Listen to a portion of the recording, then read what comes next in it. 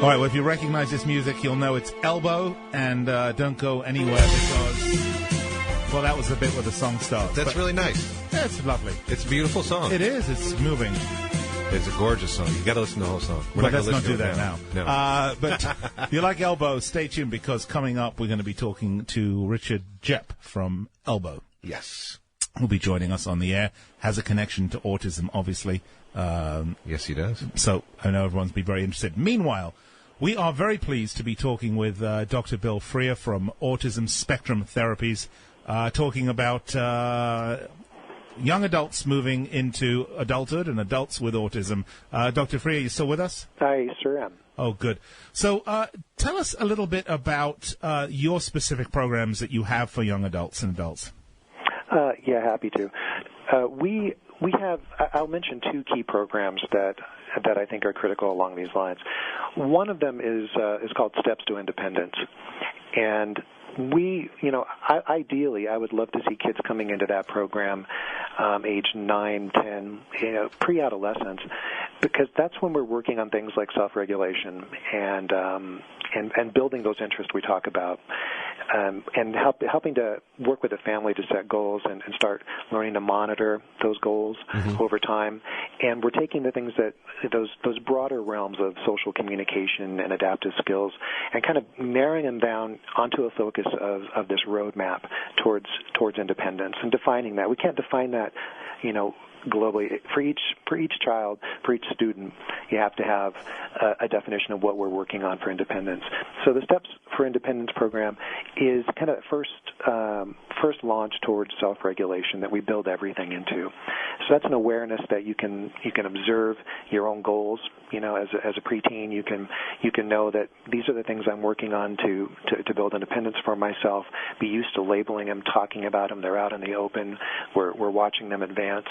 And it's never too early to do that, I don't think. You certainly wouldn't want to start at that level in high school and say, well, we're going to prepare for transition now.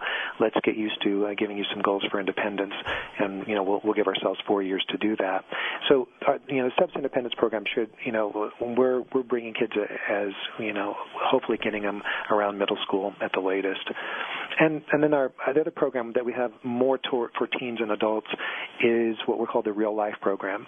And the Real Life program is similar, except it's just very much augmented.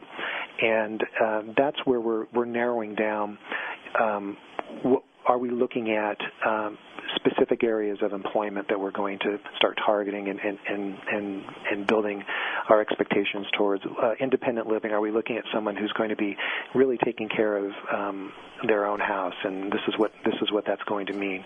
And we also start defining with the parents, which is probably one of the more harder things, defining what it means to be a member of the community. Mm-hmm. What for quality of life, access to what is most important, and inclusion in what areas of the community do we want to start doing. And that's often the hardest, because some people haven't thought in those terms before, and I'm starting to do that with your 15, 16-year-old.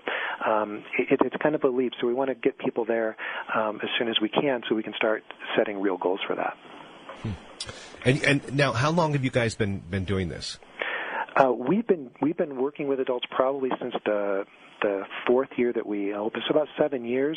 But these specific programs, we've only been developing over the last year and a half, in terms of really, because there's been, as you've said, such a need for teens and adults. We were doing this on a more case-by-case basis, but we wanted to start building clinical teams together to start looking specifically at Steps to Independence and the Real Life program, so that we can market them a little bit more specifically, because we haven't really, and parents are looking. They're looking a lot right now for something like this.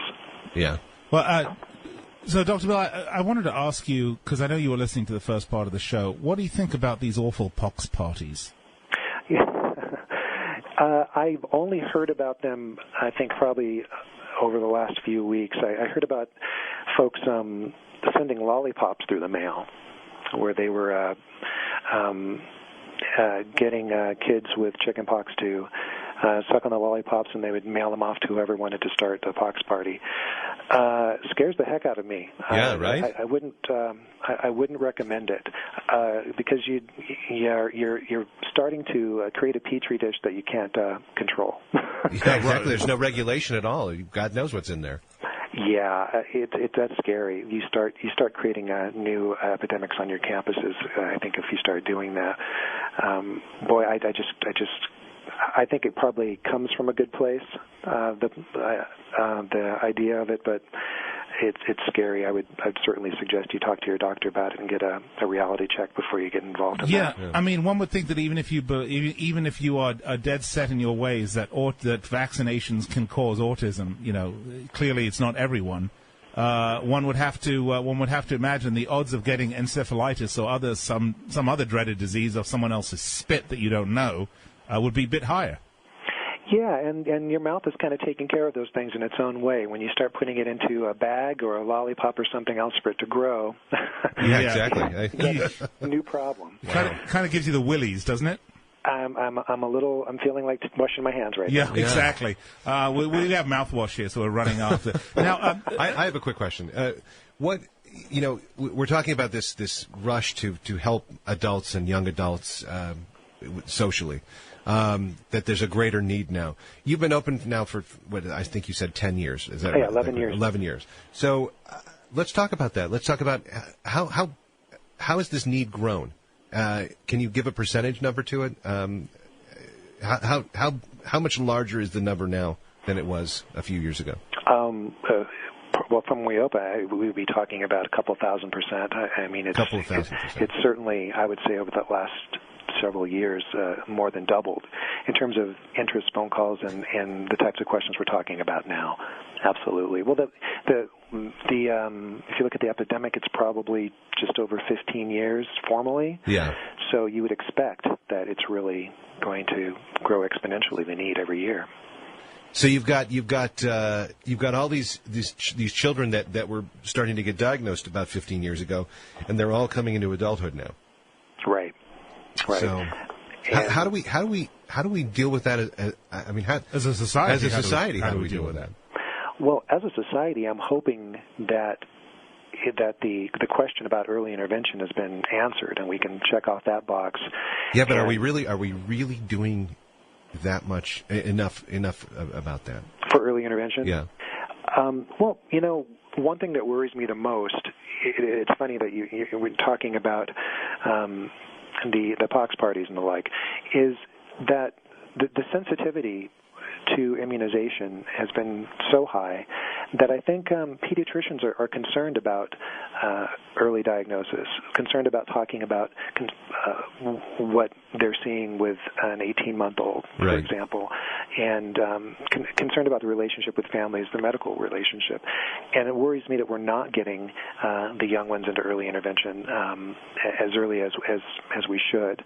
We have a program that's called Racing Ahead, where we're looking and screening families, regardless of disabilities, families who are concerned about development, talking on time, motor development, emotional, social development, and just getting some pointers as a parent of ways that you can play with your child that generates the most language and generates the most eye contact and social skills. Yeah. Because we're wanting to make sure that there's a relationship early on for kids who are at risk, because we're worried that if no one's talking about it outside of just does he have autism or not, then we're not really getting early intervention on time, because when we're seeing kids at 3, it's really unfortunate.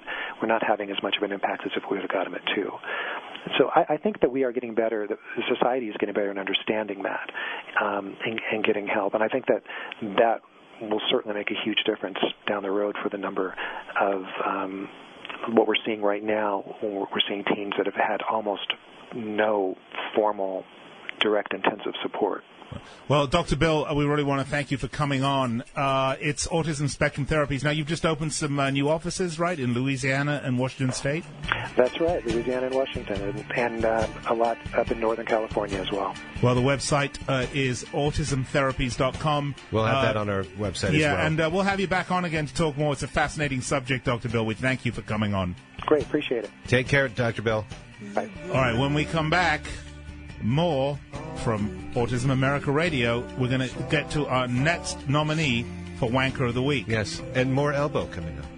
Can hardly wait. We'll be right back. As they saw the sweat.